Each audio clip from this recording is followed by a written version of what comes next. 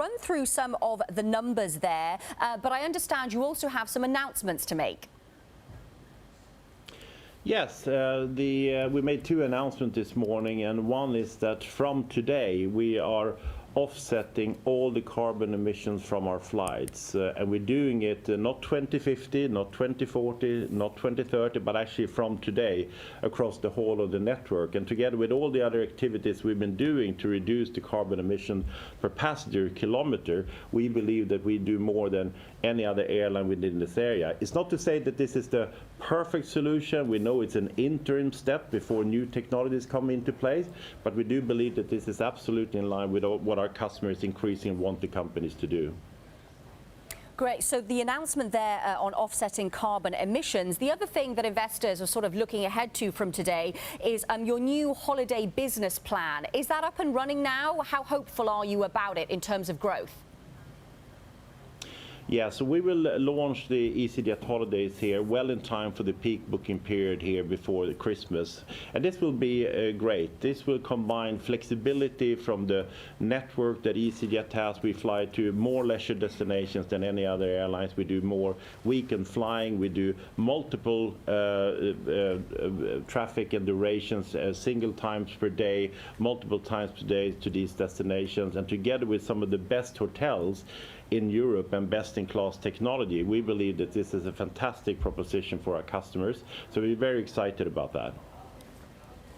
And how much are you expecting to actually be able to take in terms of market share with package holidays, Johan?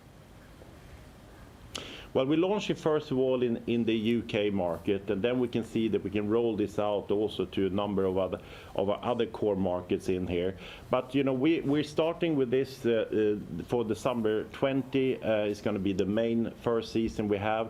We're looking and targeting to have over 1 million passengers in here in the first year. But then, of course, we're looking for this to continue to grow, and we think that this is going to have a really meaningful contribution to the overall profits of the company. But it's a great proposition, because I don't think that anybody else can match the flexibility with the value, and together with the strength of the brand, we feel that this is something that's really exciting. Johan, where else are you looking for growth in what is a competitive industry, and one in which you might potentially see consumers turn away from short-haul flights in favour of taking trains, for example, with the concerns around carbon emissions and flying short-haul? Yeah, we haven't seen that there's been a significant impact on the shorter flights that we do. Mind you also that even if a flight in some cases are about an hour long, in order to get to those places and those routes, it could take with a train 3, 4, 4.5 hours sometimes. So it's not only the actual flight distance that actually is determined on people's willingness to then switch on to go by train. But we do think that this is increasing on people's mind, and we do know that people are more considering the different means of transportation, as they are also considering the different airlines they will fly with. When it comes to the footprint on the environment that these companies have. And by doing the announcement we're doing this morning, we believe that we do more than any airlines to reduce our footprint on the environment. But in terms of the routes, we fly over 1,100 routes, and we launched an additional 100 routes in the year just gone by. We believe that there's many opportunities for us to continue to grow within the Europe network. Remind you that even if we are the second largest airline in Europe, we only still have 10% of market share, so there's plenty for us to grow within the whole of Europe. Oh, Johan, you've taken me right to my next question. Now, I have to admit, I have a bit of a personal agenda here. I was born in Sarajevo, and you don't yet fly to Sarajevo. When are you going to? Well, we always listen to the input from our customers, so I'll be happy to go back to the office and have a look at that. Look, we like I said, we do 1,100 routes in there as well. We fly to more destinations, leisure destinations, than any airlines that is out there. We hold more slots in the world than any other airline in Europe as well. So I think we're well served, but we're of course always ready to find new routes, and especially for yourself. Yeah. Thank you. Now, Johan, how tough an operating environment are you actually in right now?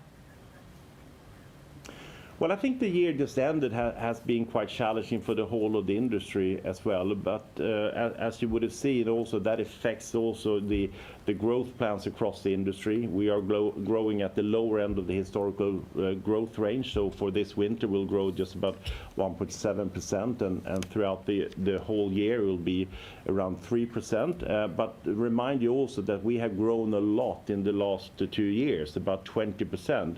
And we're taking some very strategic positions, number 1 and number 2 positions at the primary airports. So I think that this is just reflection in general of a period of growth. And now that the demand has been more challenged when you're looking at the yield environment, I think most airlines are now trying to mature the growth and also continue to focus on delivering and optimizing the results. And that is exactly what we at EasyJet is doing as well. Johan, you did benefit from some issues with your rivals in terms of strikes. How much in your numbers was due to that benefit that might fade away, as it were? Well, we reckon that there was a benefit a little bit less than of 10 million in the half two, so that was not a significant driver of the overall results.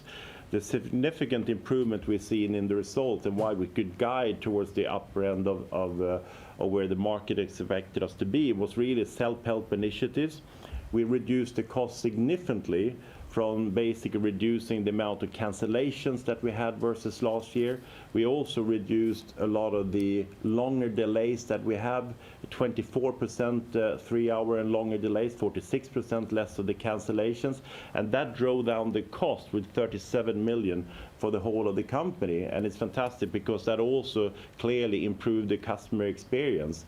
And I think we also did a lot of work on optimizing our yield that drove benefits. It was far more than the benefits that we got from the difficulties that we saw that competitors are having. So the self-help initiatives has really worked and given us a strong finish of the year.